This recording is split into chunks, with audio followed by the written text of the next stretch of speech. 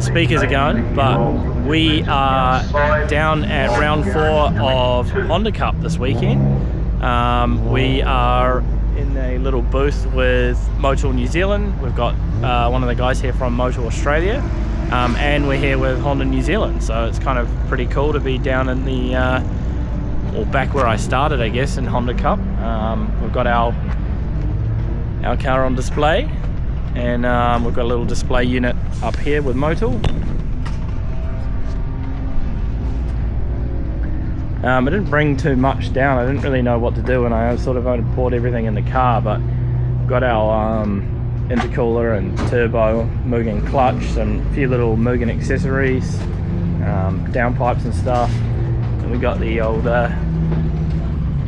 Mugen MSA oil, which is quite cool, something we use a lot of at work. So the new power, which you would have seen in our last video with our tech sessions, and then the original MSA full synthetic. We've got 300V, of course.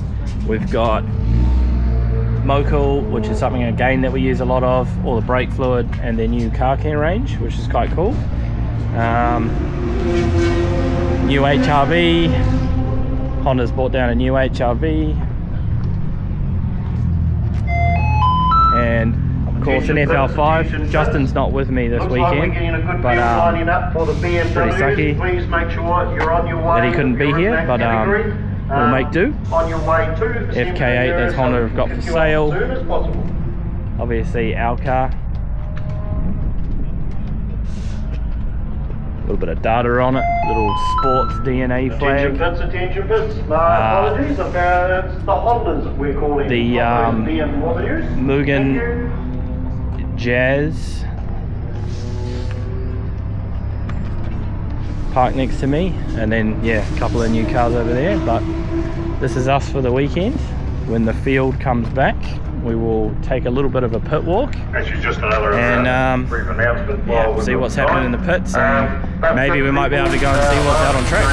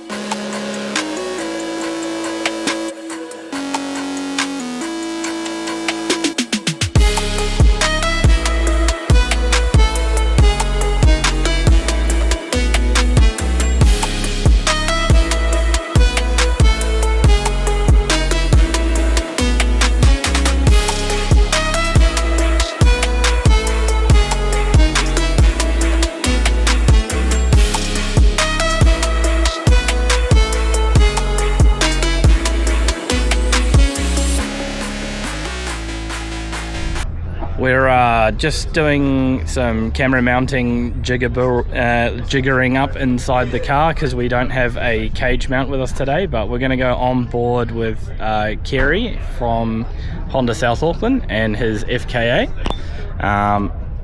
We have actually done a little bit of work in the background on this car, but how are you, Kerry? Yeah, great, thank you. How's the car been going?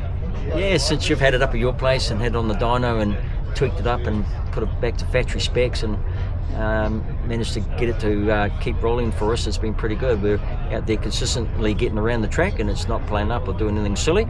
It just comes down to the driver actually concentrating on his points, entry, exit, and actually getting the best out of the car.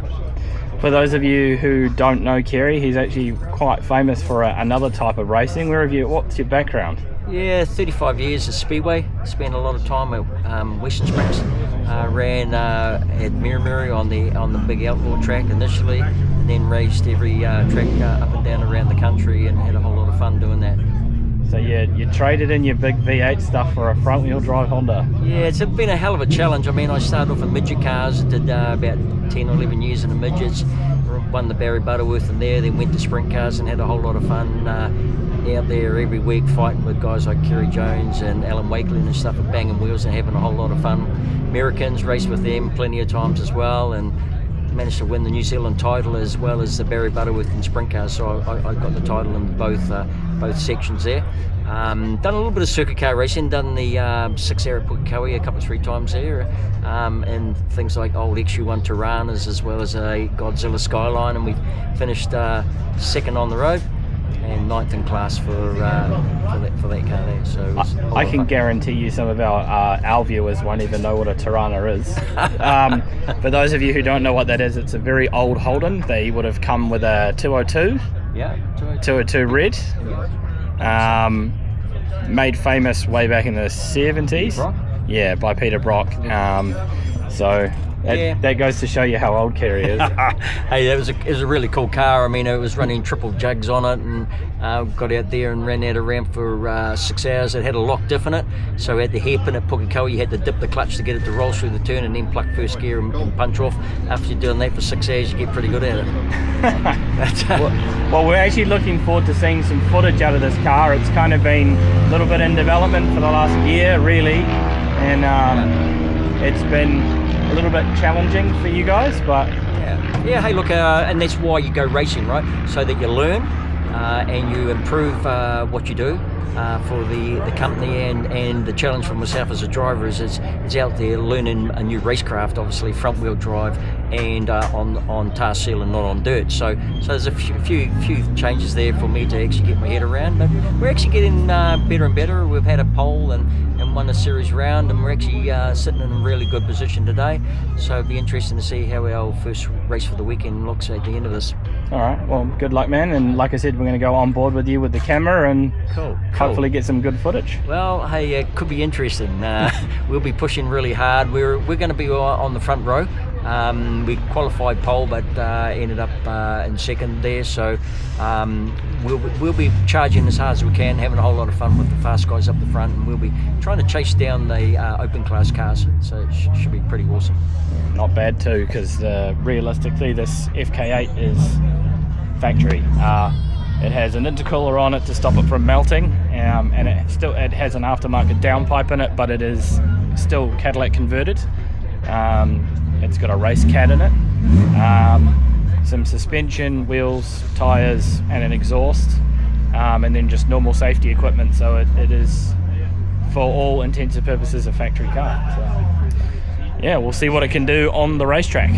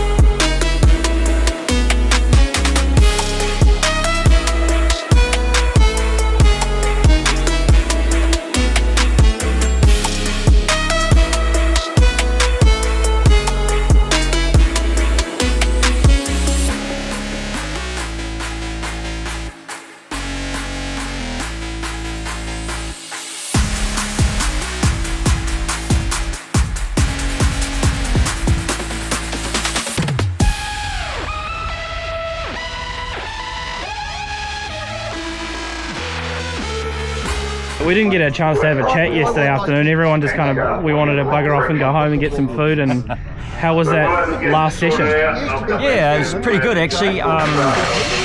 We strategically decided that we'd go hard real early in the race.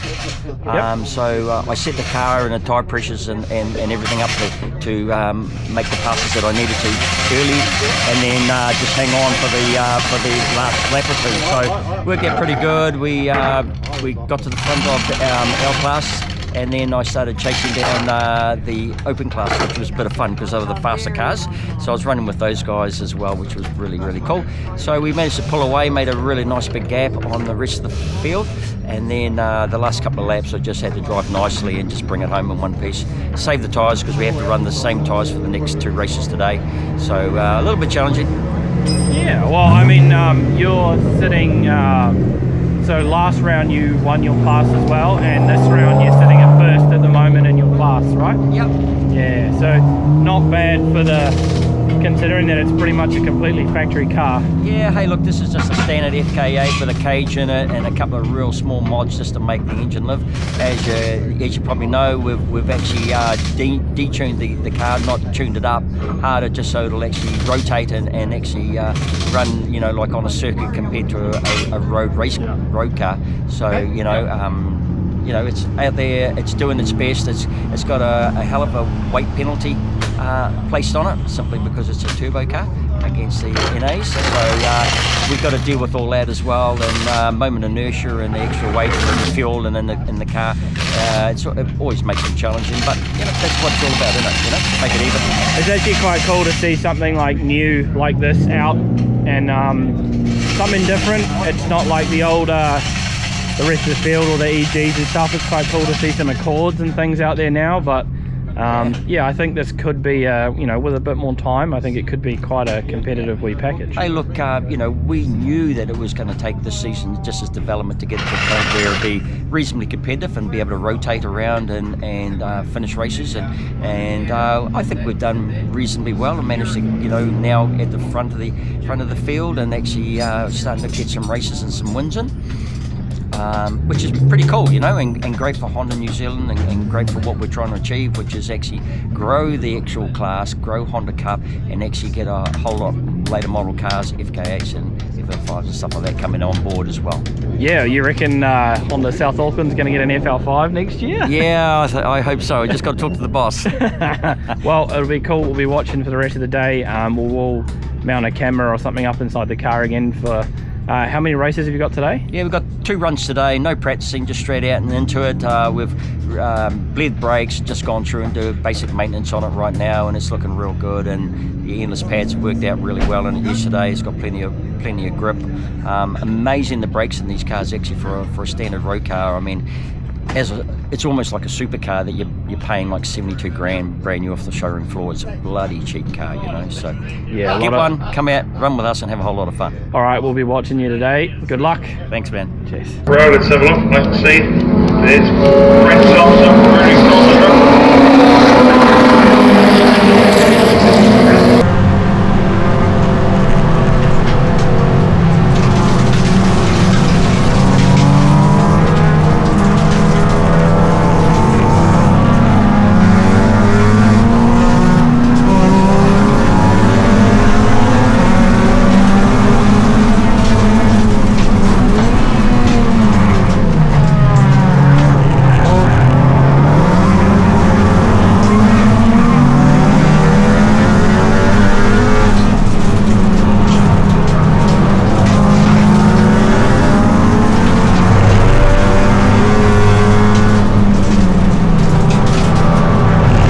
So here we are with Mr. Dunn.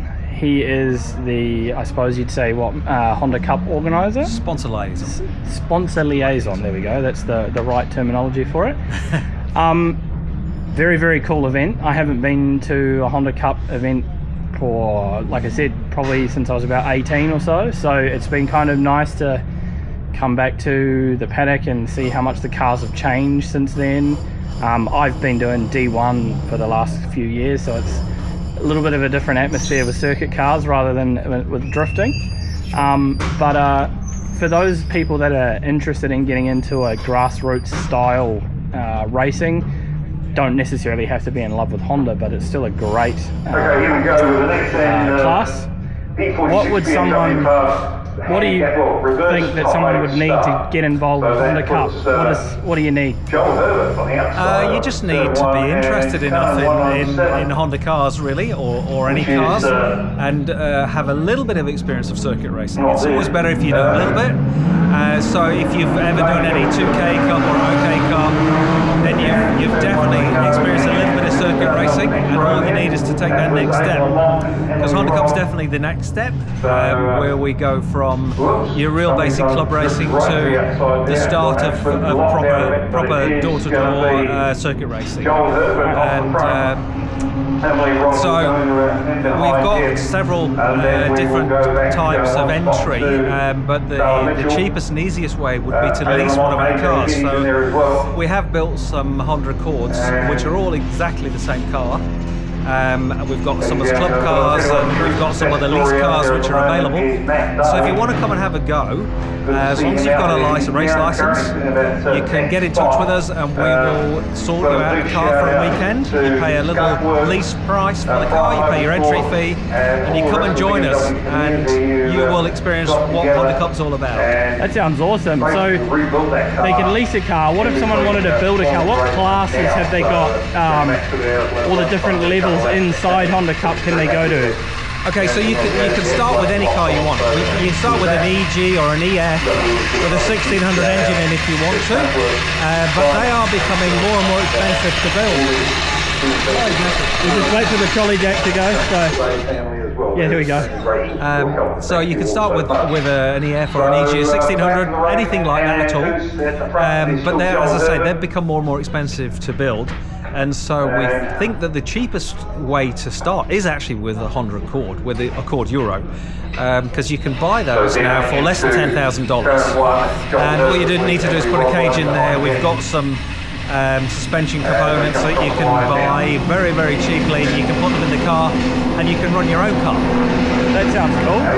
So you really can, if you do it yourself, for just a smidgen over $20,000, you'll have yourself a competitive race car, the exact same spec as half a dozen of the other cars in the class. And so that will, and the other great thing about that is those Accords are very, very cheap to buy now, and if you need spare parts, they're 10 a penny, and which was a motivation why we started with the Accord to be our new class. So you could probably buy a whole rolling chassis for about $1,500, so you've got all the parts you need if you happen to have a crash. All the components, the 2.4 engine, they're all readily available everywhere, and so they're a great car, great base to start. Yeah, it definitely, after watching it yesterday, here we go, more noise. Definitely after watching the racing yesterday, it's very, very close. It looks like it's a whole lot of fun. And the field seemed to be, they're very, very excited and, all those kind of things. So it was really, really cool to watch. Yeah, and so as a typical example, we've got two lease car drivers this weekend. One of them, I think, won the first race in his class, in the production class. And the other one has improved his lap times by 3 seconds a lap over the weekend, and we've only had 2 races, so that's a huge improvement. And of course he's looking at coming back as soon as he can for the next round. But what we have done is we've tried to make a lot of parity on the production class cars, so that if you've got a B16 to B18, we can make the cars so close together that they're all raced in the same pack, and they're all within a second of each other. So it makes for great racing, door-to-door racing, great camaraderie. Everybody's helping each other in the pits with spare parts or advice, and there's plenty of that around. So both advice and spare parts. So it's real easy to get into it, and the projection really for Honda Cup is only upwards. We've got great backing now from Honda. We've always had great backing from Motul. We also are getting backing from Mugen, and that puts a whole new dynamic on the whole thing, because it means that we can actually move forward at a bigger rate of knots than we were doing before. So we're, the whole thing is working. We're working as one. We'll certainly be improving everything about the whole class in the next years. All right. Well, look, love your work. We'll have a little handshake. Yeah, cool. Talk Performance and Mugen are going to be sort of starting to buzz around the paddock a little bit more. We've had some teams approach us and that kind of thing over the weekend. And yeah, so I think we'll be seeing more of each other over the next little while. And thank you so much for helping put on a great series. You're welcome. Enjoy the rest of your weekend. Thanks a lot. Cheers. Well, that kind of concludes the little bit of coverage that we've done from Honda Cup. We came down here with Mugen for Mugen I should say, and with Motul New Zealand and Motul Australia actually, good guys. But yeah, it was a good little excursion down to Taupo Motorsport Park. It was really good to kind of spend a lot of time with talking to the guys in the field, work alongside Honda New Zealand with their FK8 race car, which seems to be doing really well now. This is the second weekend in a row where he's finishing sort of pretty high up in the production car. I think he's even sitting first place, so that's really, really cool. And yeah, look, it isn't much of like a whole heap of exciting footage, but at the end of the day it's more about the experience and just sort of showing you guys what we're up to and working with great brands like Motul and Mugen. And yeah, had a cracker of a weekend really. Made a lot of new contacts and everything like that. So absolute cracker of a day again in Taupo. Parked next to the old helicopter, but absolute cracker of a day in Taupo. Really good to meet the competitors in Honda Cup. And yeah, we will probably be doing a little bit more with Honda Cup in the future, so stay tuned for that one. And hope you enjoyed this quick little episode. We did get some in-car footage with Kerry, and yeah, just really had a good time, to be fair. Didn't get much filming done as per usual because I spend most of my time talking, but it was good. FK8 drove down here perfect as per usual. This car is absolutely bulletproof, so who said you can't daily drive a 500 horsepower 4-cylinder? But yeah, we'll just keep on rolling. Catch you next time.